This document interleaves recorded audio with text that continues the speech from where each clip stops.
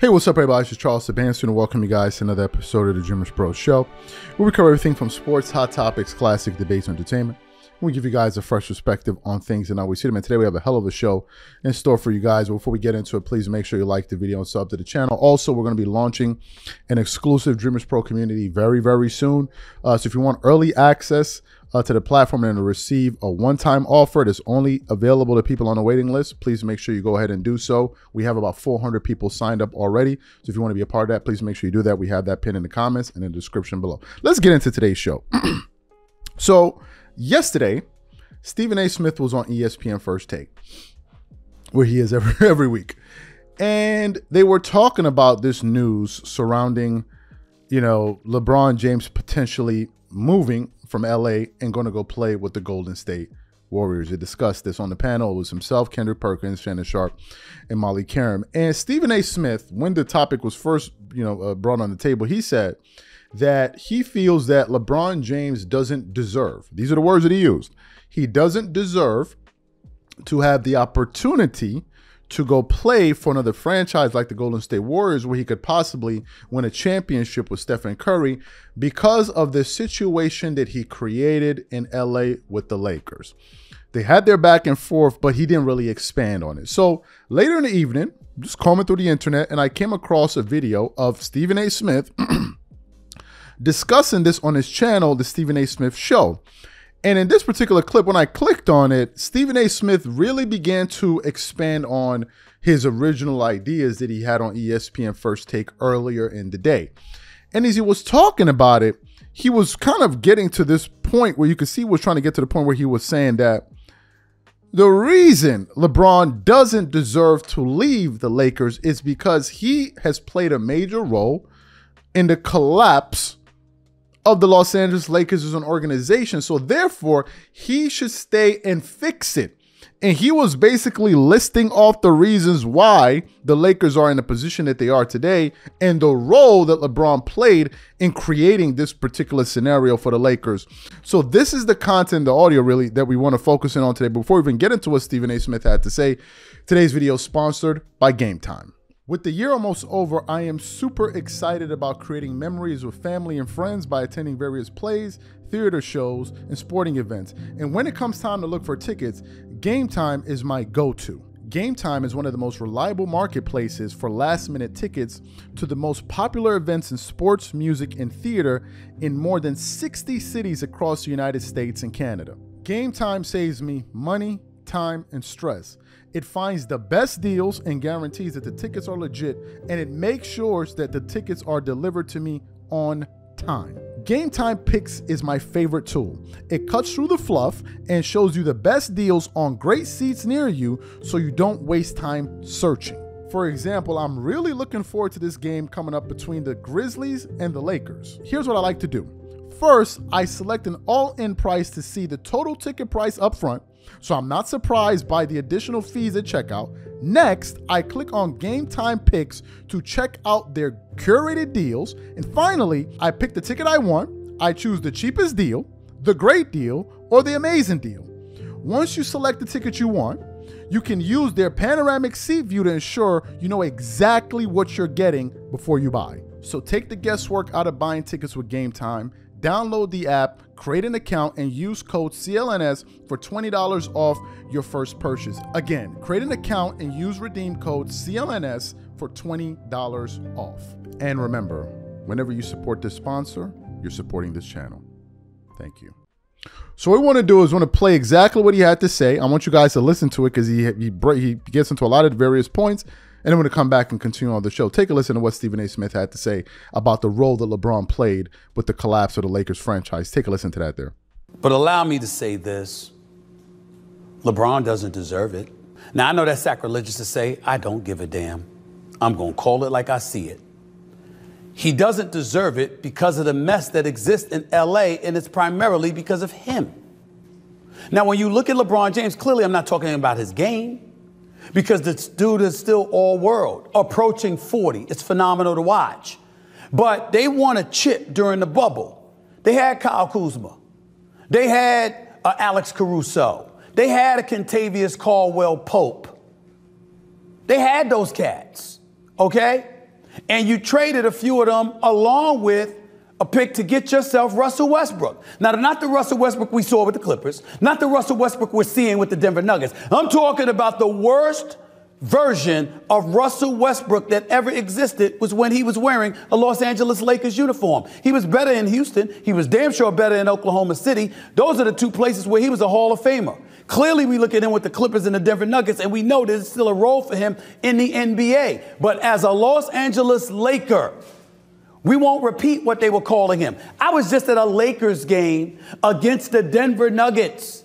And even them with him in a Nuggets uniform, where he helped slay the Lakers that night, by the way, they were begging for him to shoot. I'm talking about the crowd. Because that's how bad it was for Russell Westbrook when he was a Los Angeles Laker. Why was he there? LeBron got him there.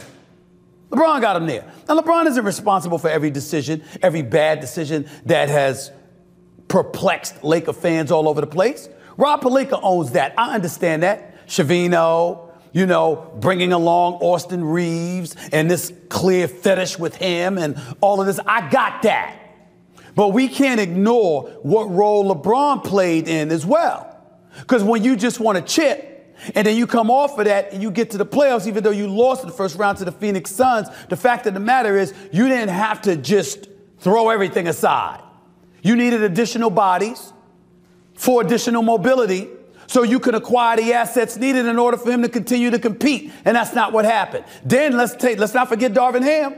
Darvin Ham, in his first year as the head coach for the Los Angeles Lakers, guided them to the Western Conference Finals, where they got swept by the Denver Nuggets. The following year, they lose in 5 games to the Denver Nuggets. But what precipitated that? LeBron James and folks hinting that Darvin Ham needed to go. Thereafter, starting a podcast with J.J. Redick.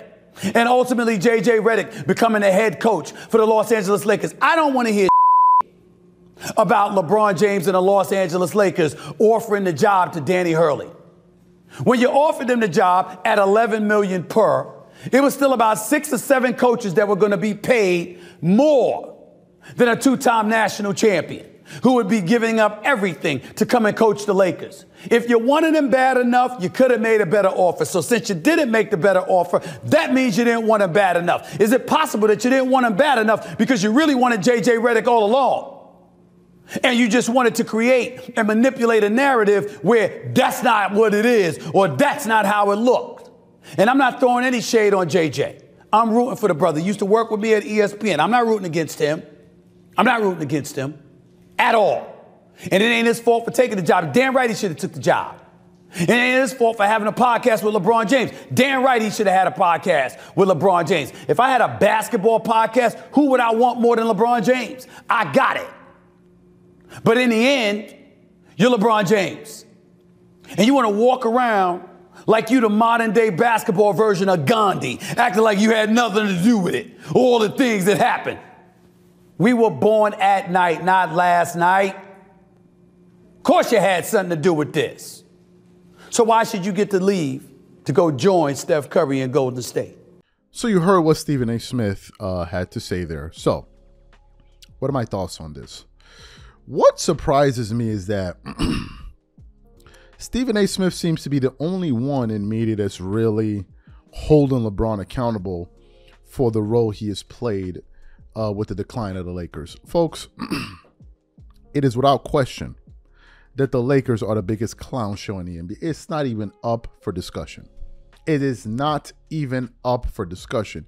You can look at the decision that they made with hiring J.J. Redick. You can look at the decision that they decided to draft Bronny James. And Bronny James, we're beginning to understand that it was done for basically to make money, right? Done to make money. Like, he's selling jerseys. He's making all kind of money for them through ticket sales, getting them entertainment and all of that, all of which has nothing to do with winning. And it seems like the Lakers are now all 100% based on entertainment and they have zero focus on winning games. Because if the franchise was focused on winning games, they would have ensured that they got Ty Lue when they had an opportunity to get him. We produced the show yesterday where Ty Lue was going off on the Lakers for lowballing him with that offer that they gave him. So they had an opportunity to get Ty Lue. They didn't do that. They had an opportunity to get Dan Hurley. They didn't do that. Then LeBron contributed in bringing in what is it?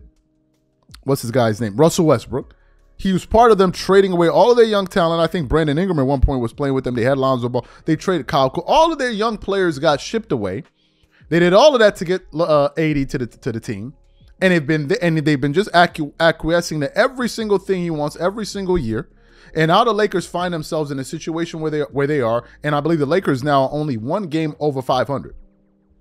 Only one game, and they are an absolute mess, and they're most likely going nowhere again this season. Nowhere. The Lakers became about LeBron hitting 40,000 points and this and this and that. It had nothing to do with winning.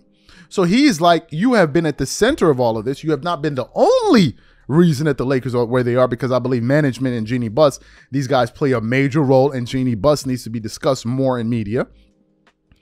But he's like, you guys play a major role in all of this. Okay, fine, they're 2 games above 500. But they're getting ready to play some real teams now in the Minnesota Timberwolves and the Memphis Grizzlies. So I can understand where he's coming from. What's surprising, however, is the fact that he has the courage to do it. But when you're about to sign a very lucrative $100+ million deal and it's guaranteed, I guess you can say whatever the hell you want to say and you don't have to worry about the repercussions. But to be fair to Stephen A. Smith, he has been holding LeBron's feet to the fire. I definitely disagree with him when he talks about, oh, he's the greatest, second greatest player. I believe that's politics. I believe that's total politics, because I've heard Stephen A. Smith try to explain the reasons for why he has him as the second greatest player of all time, and he never really gives one. He just says, if you think about all of what he's done, that's too general for me. But you got to give him credit. He's holding LeBron's feet to the fire, and given the fact that he's such a big voice in sports media, it's going to have a ripple effect. He's talking about it. We're talking about it. Other people are going to talk about it. So shout out to Stephen A. Smith for doing that. Whatever you guys think, please leave your thoughts and comments in the comment section, and we'll catch you guys on the next show. Peace.